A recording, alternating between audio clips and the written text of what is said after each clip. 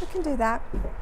Hey friends, Lois with Ellie Grace's Attic here for a special creative time. I have a special guest down here with me. He's sitting at my feet. Say hi, Jordan. Hi. All right, have a seat, bud.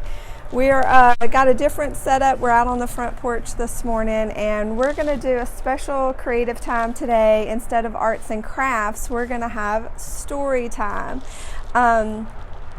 I have had a library card since I was 5 years old, and I love to read.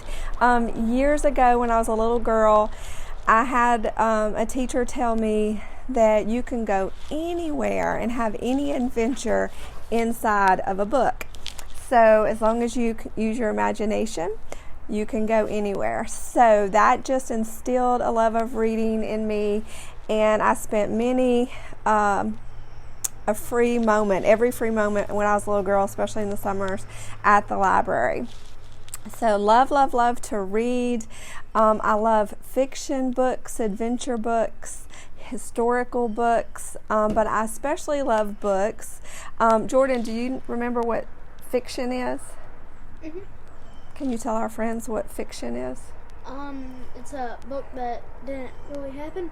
It's an untrue book. It's just a made-up story. But I also love nonfiction books, but I especially love books that share special truths with us and make them fun to learn. So that's always a fun thing. So, and I've always read to our kids and our grandkids. So from the oldest child, who's now 30, all the way down to our youngest grandchild, who's 5. So story time is a really special thing at our house.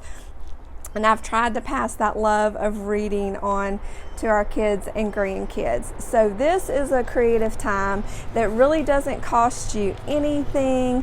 We all, whether you love to read or not, I'm sure you all have some favorite children's books in your home. If not, I think most libraries are closed now as far as being able to physically go in. But the cool thing about technology is now there are apps like Overdrive and I think Libby that allow you to connect with your library online, and you can check out ebooks. Hey bub, can you sit right there, sit still, because you're going to knock that over and then we'll be in trouble because we're connected. Hold on. So you could connect to your library electronically and check out ebooks. You can check out adult fiction, you can check out kids books, you can check out books that read along with you for those who are just learning how to read. You can even, if you have streaming, if you have a smart TV, there are apps that you can download. Trying to think of the one that we have, Canopy with a K, where you can connect to your library and you can actually check out DVDs from the library even, and sometimes you can check out the audiobooks as well. So check those out if you love to read, or if you're just looking for a different creative time to keep your kiddos occupied and let them go on adventures. So we're going to share a special story with you. Yes, sir? And all you need for this creative time is a book. Is a book, that's right. Be careful with that. We have a little different setup, so we have our tripod kind of precariously perched on a bench, and I have my mic on because we're outside today. I'm sure you can hear some of the birds chirping. The carpenter bees. Carpenter bees. And I hope we're a ways from the road, but you can still hear it. So hopefully it's not too loud that it drowns out our story. So our story time today, and this is a little bitty book. I'm going to try to show you the pictures. It's called What is Easter? And this book I got many years ago, early 2000s, before we had our first grandchild. And so this book comes out every springtime with our Easter decorations. It usually sits on our dining room table or on our coffee table in the living room. So it's a story about Easter. What is Easter, for those inquisitive little minds? So I'm going to read What is Easter, written by Michelle Medlock Adams and illustrated by Amy Wummer. What is Easter? The little bunny hops, hops, hops. Is this what Easter means? Is it about the Easter eggs all filled with jelly beans? So there's our little picture. Hello, Miss. Okay. Is Easter about hunting eggs? I do that every year. Does it mean eating chocolate stuff? I ate my bunny's ear. You see that? He ate his bunny's ear. Hello, Miss Castaway. Is it about the baby chicks? They're fuzzy and they're fun. I saw some Easter chicks for sale. I really, really wanted one. Let me see. Is it about the Easter toys? They're really fun, I think. One time a bunny came to me.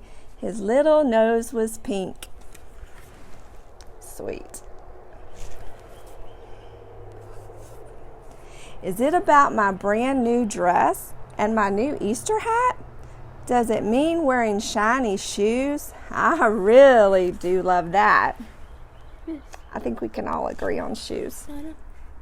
What about? Who is that? I can't.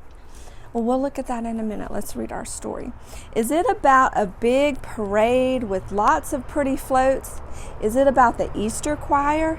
They sing the highest notes. They're in a parade.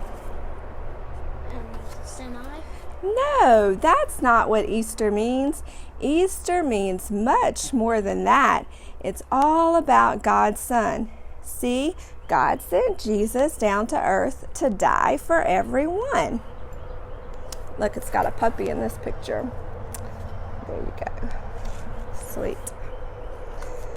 He had to die upon a tree to save us from our sin, but he was only dead 3 days, and then he rose again. Rhyme.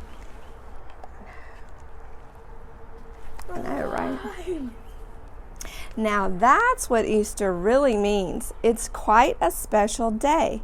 Jesus, our Savior, rose again. Hooray, hooray, hooray. And each hooray stands for the one day. That's right. There were 3 hoorays. Today he sits right next to God in heaven up above. He wants to live inside you too and fill you up with love. Sweet. Oh, now I get it. The Easter bunny is okay, and Easter eggs are fun, but Easter's not about that stuff.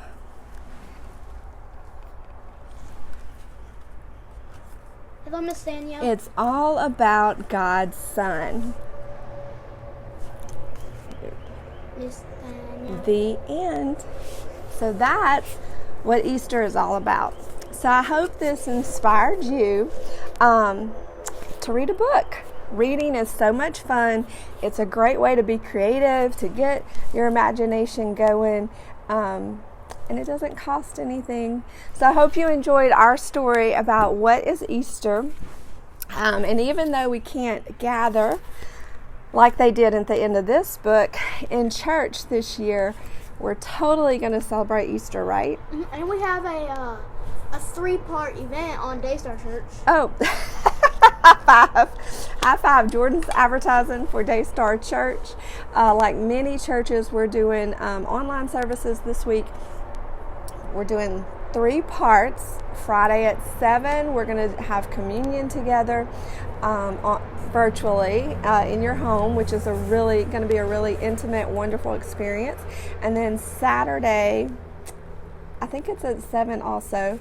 We're going to just have a time of praise and worship online. And then, of course, Sunday services will be at 9 and 11 online. And so I'll share that link in the comments for any of you who maybe your church is not able to do online worship. You're welcome to join us at Daystar. So anyway, I love you guys. Be creative today, whether it's arts and crafts or whether it's reading. Oh, we have a bee. Sorry, squirrel. Whether it's reading a book. So we love you guys. Happy crafting. Do you want to say bye? Bye. Bye, y'all.